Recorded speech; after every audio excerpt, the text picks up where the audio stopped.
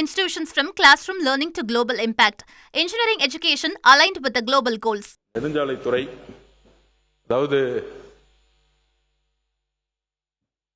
முதல் ஓவர்ல இறக்கி விடுவாங்க கட்சியா இருந்தா, இப்போ லாஸ்ட் ஓவர்ல இறக்கி விடுறீங்க.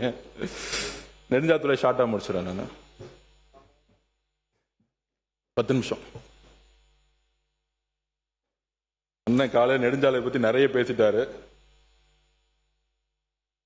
கிட்டத்தட்ட 70,000 கிலோமீட்டர் இந்த துறையின் மூலம் பராமரிக்கும் மொத்த சாலையின் அளவு. இதை பத்தி தெரியும், டேட்டாஸ் எல்லாம் எல்லாருக்கும் தெரியும். இதுல முக்கியமா மாவட்ட இதர சாலைகள் 45,139 கிலோமீட்டர். இதுதான் இந்த அரசு போக்கஸ் பண்ண போது. பொதுவா நம்ம நீங்க டெல்டா மாவட்டம் போனீங்கன்னா தெரியும், சீர்காழியிலிருந்து இன்னொரு மாவட்டத்துக்கு போகும்போது பாத்தீங்கன்னா சிறு சிறு சாலைகள் தான் இருக்கும். ஒரே நேரத்தில் 2 பஸ் வரும்பொழுது பாத்தீங்கன்னா நிறைய இடத்துல இந்த பிரச்சனை இருக்கு. 2 பஸ் ஒரே இடத்துல போக முடியாது. அப்படி கிட்டத்தட்ட ஒரு 45,000 கிலோமீட்டர்ஸ் ரோட்ஸ் இருக்கு. இதை ஒரு ப்ராப்பரான இருவழி சாலை பாதையா மாத்துறதுக்கு தான் இந்த அரசோடைய முக்கிய கொள்கை முடிவு.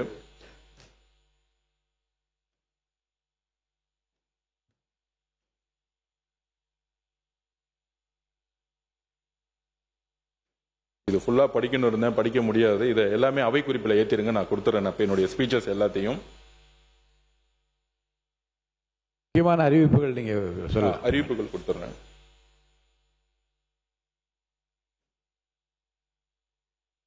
அறிவிப்புகள் போயிடலாம்.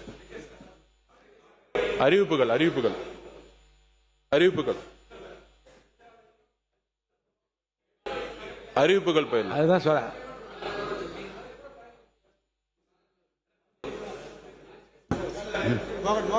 நாளைக்கு போயிடலாமா? கொடுக்குறாங்க,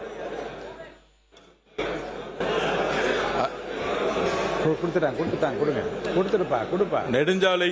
நெடுஞ்சாலைத்துறை ஒரு மாநிலத்துடைய வளர்ச்சியில் முக்கியமான துறை. முக்கியமாக ஒரு பொருளாதாரம் முன்னேறணும்னா இண்டஸ்ட்ரி ஆகட்டும், இல்ல விவசாயத்துடைய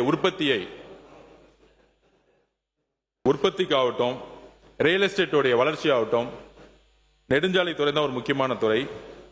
அதற்கான அறிவிப்பை நான் இங்க கொடுக்கிறேன். முதல் அறிவிப்பு, சென்னை, கோயம்புத்தூர் மற்றும் தூத்துக்குடியை இணைக்கும் தொழில் தட விரைவுச்சாலை உருவாக்கப்படும்.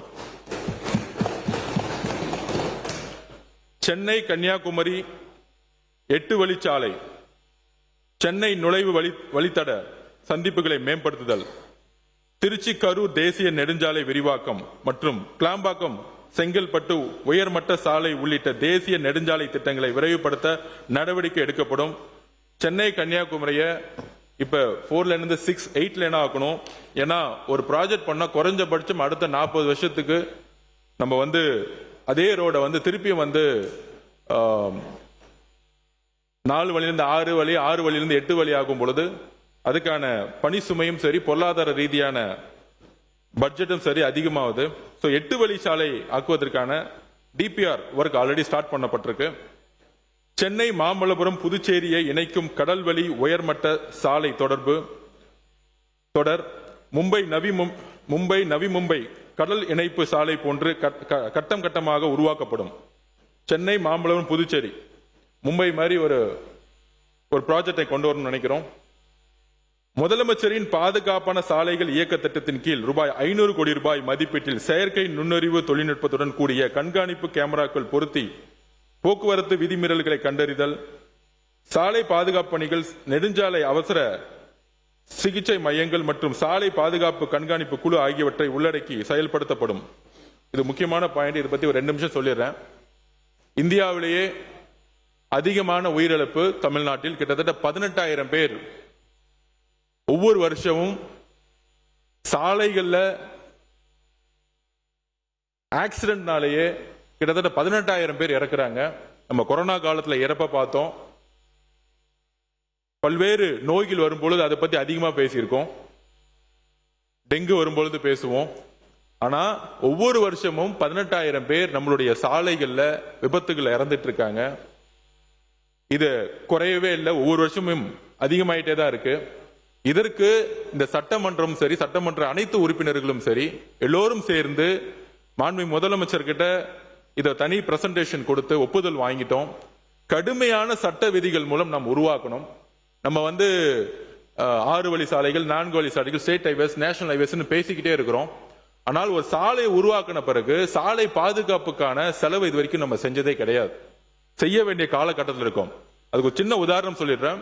கோயம்புத்தூர் பார்டர் தாண்டி கேரளா போகும்போது நம்மளுடைய ஓட்டுநர், நம்மளுடைய டிரைவர் கரெக்டா பார்டருக்குள்ள போகும்போது சீட் பெல்ட் போடுறாரு. வண்டியோட ஸ்பீட் லிமிட் வந்து 80-90 மேல போறது இல்ல. ஏன்னா கண்காணிப்பு கேமராக்கள் ஒவ்வொரு 50 மீட்டர்லயும் கண்காணிப்பு கேமராவுக்கு இருக்கு. அதிகமான ஸ்பீடு போட்டீங்கன்னா பெனால்டி வந்துட்டே இருக்கு. அது லாரியா இருக்கட்டும், பஸ்ஸா இருக்கட்டும், இல்ல 2 வீலரா இருக்கட்டும், இல்ல காரா இருக்கட்டும், உடனடியாக ஃபைன் வந்து கேரள அரசால போடப்படுது. சோ ரோட்ல காரோ பஸ்ஸோ லாரியோ போகும்போது டிரைவருக்கான விழிப்புணர்ச்சியை கடுமையான சட்டங்கள் மூலமா கொடுத்திருக்காங்க. ஆனா நம்மளுடைய ரோட்ல அதிகபட்சமா 180 கிலோமீட்டர், 160, 140, 120 நம்ம வந்து ஸ்பீட் போயிட்டு இருக்கோம். நம்மளே இங்க நிறைய பேர் போயிருப்போம். ஹைவேஸ்ல, நேஷனல் ஹைவேஸ்ல 100 கிலோமீட்டருக்கு மேல ஸ்பீடு போக கூடாது. ஸ்டேட் ஹைவேஸ்ல 80 கிலோமீட்டருக்கு மேல ஸ்பீட்ல போக கூடாது. இதுதான் சட்டம். இந்த சட்டத்தை மாண்புமிகு முதலமைச்சர் கடுமையாக அமல்படுத்த சொல்லியிருக்கிறார். இன்றையிலிருந்து 6 மாசம் டைம் கொடுக்க சொல்லியிருக்கார் மாண்புமிகு முதலமைச்சர். 6 லிருந்து 8 மாசம் 2027 இருந்து கேரளா போல தமிழ்நாட்டில் கிட்டத்தட்ட 70,000 கிலோமீட்டர் மட்டுமல்ல, அனைத்து நேஷனல் ஹைவேஸ், ஸ்டேட் ஹைவேஸ் எல்லா ரோட்லயும் கேமராக்கள் பொருத்தப்பட்டு நம்மளுடைய உயிர் சாலைகள்ல, ரோட்ல வண்டி ஓட்டுனதுக்காகவே நடந்து போறவங்க, பைக்ல போறவங்க நிறைய பேர் இறந்துட்டே இருக்காங்க. ஒரு உயிர் கூட போகாம வரக்கூடிய காலங்களில் கடுமையான செய்தி கேரளால சக்சஸ் ஆயிருக்கு. 5%, 7% டிக்ரீஸ் ஆயிருக்கு. இறப்புகள் டிக்ரீஸ் ஆயிருக்கு. நம்மளோட எடுத்த லேட்டஸ்ட் சர்வே இதுதான். கடைசி 90 நாட்கள்ல நாங்க அனலைஸ் பண்ணிட்டு இருந்தோம் இந்த டிபார்ட்மெண்ட்ல. சோ முதல் வேலையா சாலைகளை புதுசா உருவாக்குறது ஒரு புறம் இருந்தாலும் 70,000 கிலோமீட்டருக்கு மேல இருக்கக்கூடிய இந்த சாலைகள்ல நம்மெல்லாம் முக்கியமா அரசியல் இருக்கக்கூடியவங்க எல்லாரும், நம்ம மட்டும் இல்ல, சாலைகளை தான் பெரும்பங்கு. ஒரு நாளைக்கு கிட்டத்தட்ட 7 மணி நேரம் 8 மணி நேரம் நம்ம வந்து நம்ம ரோட்ல நம்மளும் போயிட்டு இருக்கோம்.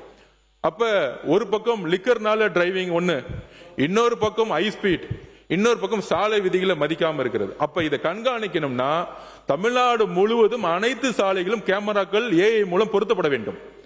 அதை கடுமையான சட்டங்கள் மூலம் பெனால்டி போட்டு வசூலிச்சாதான் ஒவ்வொரு வாகன ஓட்டுநர்களுடைய ஓனர்ஸ் கரெக்டான ஒரு அவேர்னஸ் கொண்டு வர முடியும். இதை அடுத்த 2027 இருந்து கடுமையான சட்டங்கள் மூலம் நம்ம அமல்படுத்த போறோம்ங்கிறத நாங்கள் இங்க பதிவு பண்ணிக்கிறோம். அடுத்து வெற்றி சட்டமன்ற உறுப்பினர் சாலை மேம்பாட்டு திட்டம். நாளையும் வெள்ளிக்கிழமை வரைக்கும் இங்க இருக்கக்கூடிய சட்டமன்ற உறுப்பினர்கள் இங்க இருக்கக்கூடிய 2வது தளத்துல உங்களுடைய கோரிக்கைகள் எல்லாத்தையுமே வந்து நீங்க எங்ககிட்ட கொடுத்திருக்கீங்க. ஆனா அடுத்த 3 நாளைக்கு மதியானம் 2 மணிலிருந்து ஈவினிங் 6 மணி வரைக்கும் துறை சார்ந்த செக்ரட்டரிஸ், இன்ஜினியர்ஸ், சிஇஸ் எல்லாருமே அந்த ரூம்ல இருப்பாங்க. 234 சட்டமன்றங்களையும் ஒரே மாதிரி எங்களுடைய தலைவர் பார்க்க சொல்லியிருக்காரு. அதுல நிறைய பேர் அவுட்டர் ரிங் ரோடு கேட்டிருக்காங்க. சட்டமன்ற உறுப்பினர்களுக்கு தெரியும் எந்த சாலை வேணும், எந்த சாலை வேணாம் அப்படின்னு. சி அவர்களிட்ட உத்தரவிட்டு இருக்காரு. சட்டமன்ற உறுப்பினரோட கோரிக்கை கேட்டு ப்ராஜெக்ட் கொண்டு வாங்க அப்படின்னு. சோ பட்ஜெட் 21,000 கோடி ரூபாய், 22,000 கோடி இருந்தாலும் அதுல பெரும்பங்கும் சட்டமன்ற உறுப்பினர்களோட கோரிக்கை கேட்டு ஹைவேஸ் டிபார்ட்மெண்டோட ப்ராஜெக்ட வந்து செய்யுங்கன்னு சொல்லியிருக்காரு.